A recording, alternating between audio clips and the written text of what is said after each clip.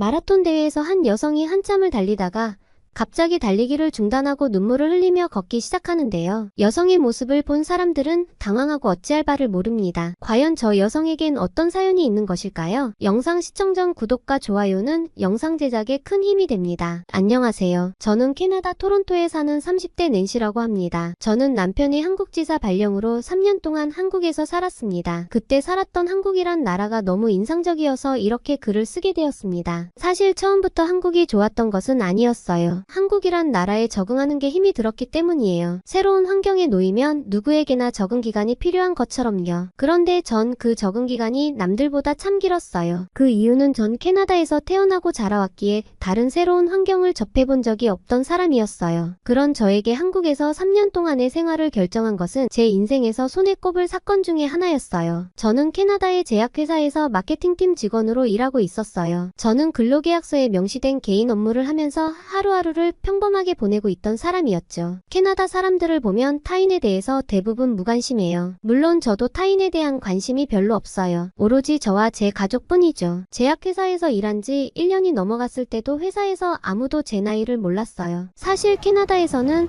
나이를 물어보는 것이 남녀노소 누구에게나 무례하다고 생각하기도 해서 그런 사적인 질문들이 자주 오가지는 않아요. 남자친구가 있는지 여자친구가 있는지 서로에게 관심이 없어요. 전 이런 문화가 잘 맞았고 만족하며 회사를 다니고 있었어요. 물론 남편의 한국지사 발령으로 이 직업도 그만두고 한국에 오게 되었지만요. 한국에 오기 전에 한국의 문화에 대해서 미리 알아보려고 소셜 네트워크에서 한국의 장단점을 많이 검색해봤어요. 장점은 정말 뚜렷했어요. 한국은 살기가 편리한 나라라는 것이에요. 외국인들이 입을 한데 모아 극찬하는 것이 바로 한국의 빨리빨리 문화였어요. 예를 들자면 캐나다에서는 운전면허증의 주소를 갱신하면 6주 정도는 지나야 받을 수 있어요. 정말 느리죠?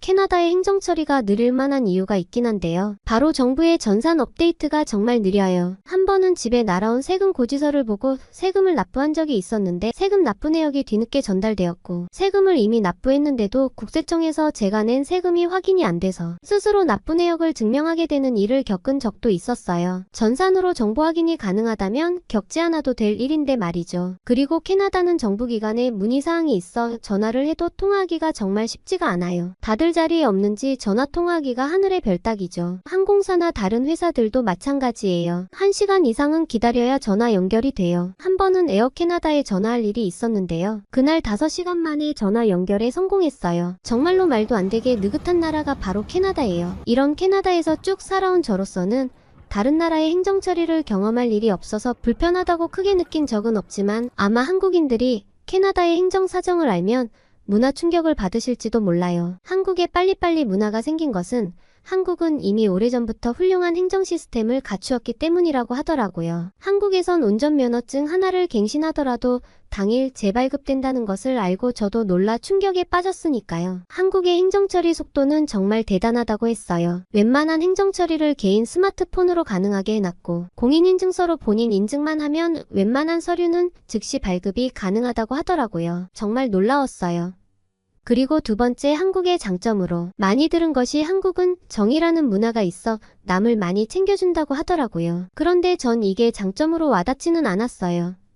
개인의 행복을 중시하는 제가 한국의 정문화를 생각하면 정말 숨막히고 불편한 문화라고 생각했어요. 한국 사람들은 왜 이렇게 남한테 관심이 많은 걸까 하고요. 직장 내에서도 표정이 안 좋으면 집에 무슨 일 있느냐는 질문까지 서슴없이 하는 한국인의 오지랖을 제가 과연 잘 버틸 수 있을까 걱정이 되기도 했습니다. 물론 한국에서는 따로 제 직업을 갖지 않을 예정이기에 직장 내에서 그런 불편을 겪을 일은 없을 테지만요. 하지만 한국 사회에 전반적으로 정 문화가 깔려 있다면 직장이 아니더라도 어디에서든 제 개인 사생활이 침해당할 수는 있다고 생각해요. 그렇게 저희 부부의 한국 생활이 시작되었어요. 학교를 졸업하고 계속 일을 하던 제가 한국에서 갑자기 전업주부를 하려니 예상과는 달리 너무 갑갑하고 힘들더라고요. 남편은 한국에 오고 나서 야근에 회식에 하루가 멀다 하고 늦게 들어오는 날이 많았어요. 남편은 저와 달리 한국에서의 다이나믹한 삶이 너무 만족스러웠어요. 만족스럽다고 했어요. 회사에서 일을 마친 후 직원들이랑 함께하는 저녁 시간이 정말 재미있다고 하더라고요. 생각해보면 캐나다에서의 삶은 정말 노잼이었대요. 그렇게 저와 남편이 한국 생활은 전혀 다르게 흘러갔어요. 남편이 즐겁게 한국 생활을 하고 동안 저는 한국에 오고 나서 혼자 있는 날이 많아졌어요. 한국에는 친구도 없어서 제 마음을 나눌 사람도 없었어요. 아무리 제가 개인의 사생활을 중시한다고는 했지만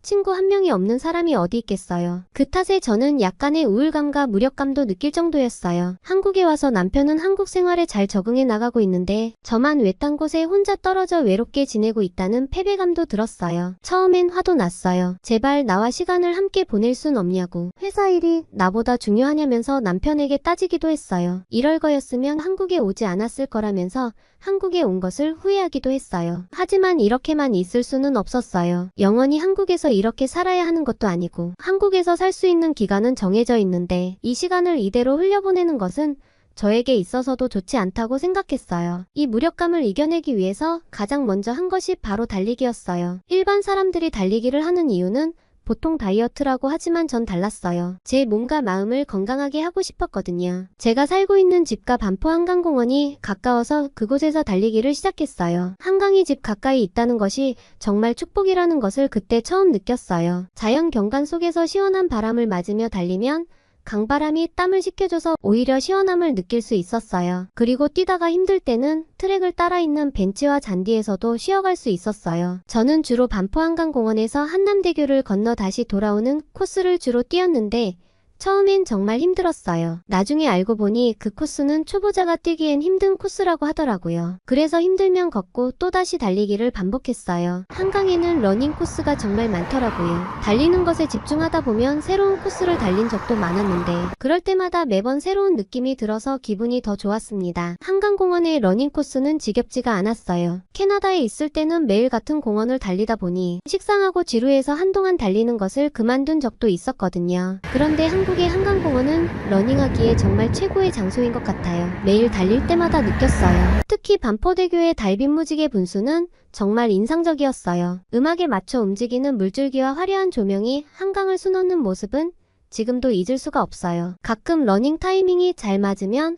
환상적인 무지개 분수쇼를 보며 달릴 수도 있었어요. 그리고 달리기를 하다가 힘들면 앉아 휴식을 취하며 반포대교의 야경을 즐기기도 했어요. 그 순간만큼은 제가 세상에서 가장 행복한 사람이 된 것 같았어요. 그렇게 달리기를 하면서 저는 활력을 되찾기 시작했어요. 한강에서 뛰기 시작한 이후로는 처음에 한국에 왔을 때처럼 힘들거나 외롭지 않았어요. 모두 달리기 덕분이었어요. 달리기는 저의 스트레스와 외로움을 모두 풀어주었지요. 그러던 어느 날이었어요. 평소처럼 저는 한강을 달리려고 운동복 차림에 머리를 질끈 묶고 반포 한강공원으로 나왔어요. 오늘은 어떤 코스로 뛰어볼까 하면서 말이죠. 준비 운동으로 몸을 충분히 풀어준 다음 달리기 시작했어요. 한 15분 정도 뛰었을까?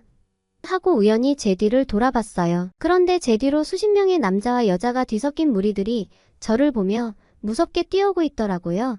놀란 저는 저도 모르게 무엇을 잘못한 걸까 생각했고 혹시나 제가 그들의 진로 방해를 한 것일까 싶어서 재빨리 옆으로 비켰어요. 그런데도 그들은 저를 피해가진 않고 계속 따라오기만 하는 거예요. 그들에게 잘못한 것도 없는 제가 왜 피해야 하나 싶은 생각이 들었고 저도 뛰는 것을 그만둘 수는 없어서 계속 그렇게 뛰었어요. 어쨌든 조금 신경이 쓰이더라고요. 그래서 평소와는 다른 러닝 코스로 달리기로 마음을 먹고 한남대교가 아닌 동호대교 방향으로 뛰었어요. 한남대교를 지나쳐 동호대교 쪽으로 달리고 있는데 무언가 느낌이 이상해서 또 뒤를 돌아봤는데 아까 봤었던 무리들이 계속 저를 뒤따라오고 있더라고요. 그날은 저도 컨디션이 좋은 편은 아니었기에 가볍게 뛰려고 했던 날이었거든요. 그러다 보니 저의 달리는 속도가 점점 떨어지기 시작했고 어쩌다 보니 그들 무리에 섞여서 달리고 있는 저를 발견했어요. 속으로 오마이갓을 외쳤죠. 제 뒤에서 달리는 사람들도 있어서 제가 멈추면 그들에게 방해가 될 것 같아 저도 자연스레 계속 달렸고 어느샌가 그들과 속도를 맞춰 함께 달리고 있었어요. 민망하기도 하고 웃기는 상황이었어요. 제 옆에서 뛰고 있던 남녀들도 새로운 저를 발견하시고는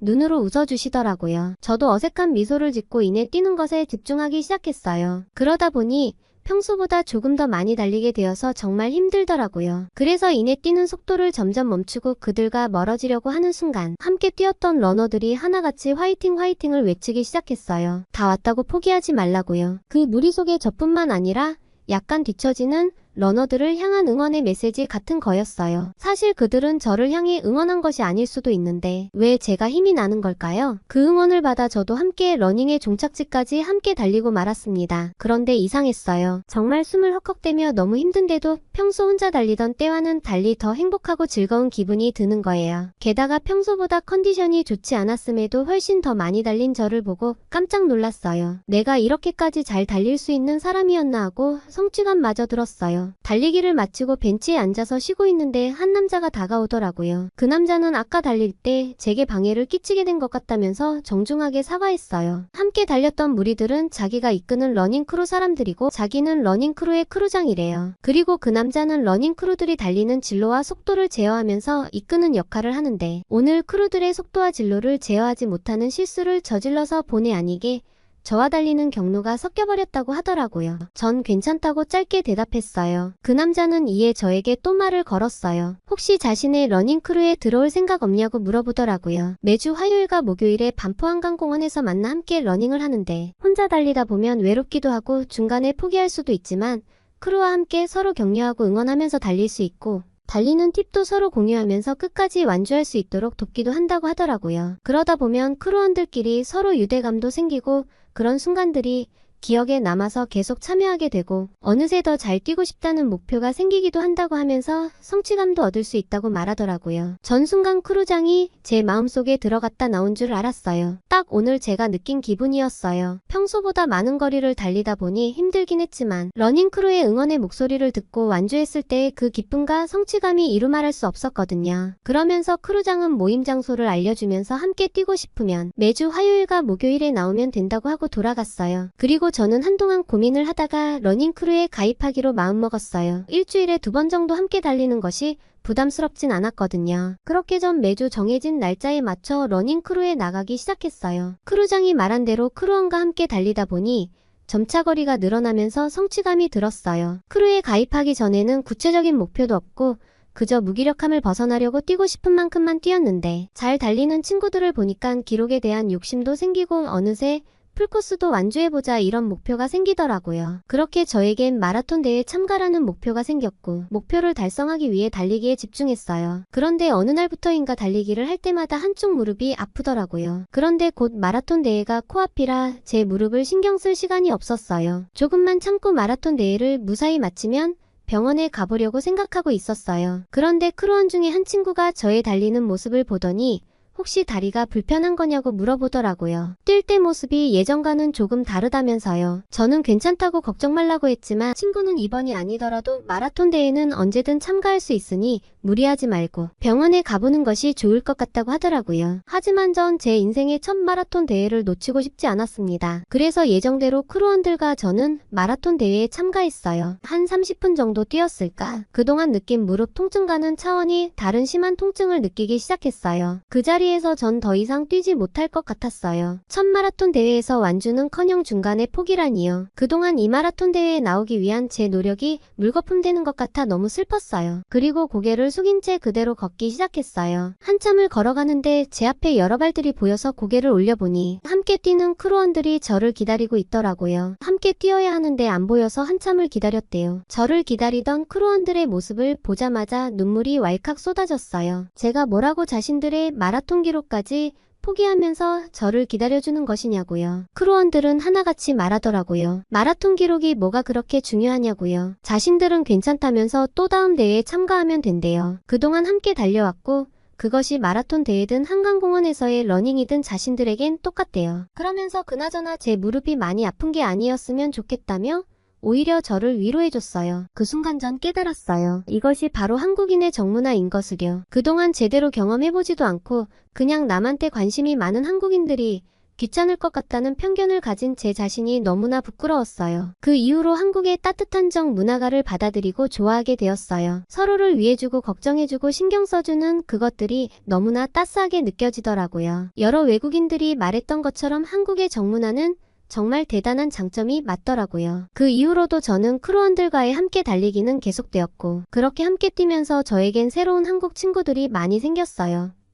스트레스와 외로움이 사라졌고 한국 친구들을 사귈 수 있다는 것이 달리기를 절대 포기할 수 없는 이유가 되어버렸어요. 지금은 캐나다에 돌아와서 그때 함께 달렸던 러닝 크루 친구들을 만날 수는 없지만 제 인생에 있어서 잊지 못할 추억이었고 감동적인 추억을 저에게 남겨준 러닝 크루 친구들에게 다시 한번 고마움을 표현하고 싶어요. 지금까지 제 사연을 들어주셔서 감사해요. 오늘의 사연 어떠셨나요? 한국의 정문화가 개인의 사생활을 침범하고 오지랖으로 느껴져 불편하다고 생각한 캐나다 여자가 한국 러닝 크루들과 함께 한강공원을 달리고 마라톤 대회에서 잊을 수 없는 감동을 받자 한국의 정문화를 좋아하게 되었다는 사연이었는데요. 비록 낸시는 첫 마라톤 대회에서 좋은 기록은 내지 못했지만 그 이상의 감동을 경험한 것 같습니다. 지금은 다시 캐나다에서 직장 생활을 하고 있다는 낸시가 앞으로 더 행복한 생활을 할 수 있었으면 좋겠네요. 구독과 좋아요는 영상 제작에 큰 힘이 됩니다. 끝까지 시청해주셔서 감사합니다. 더욱더 좋은 영상으로 찾아뵙겠습니다.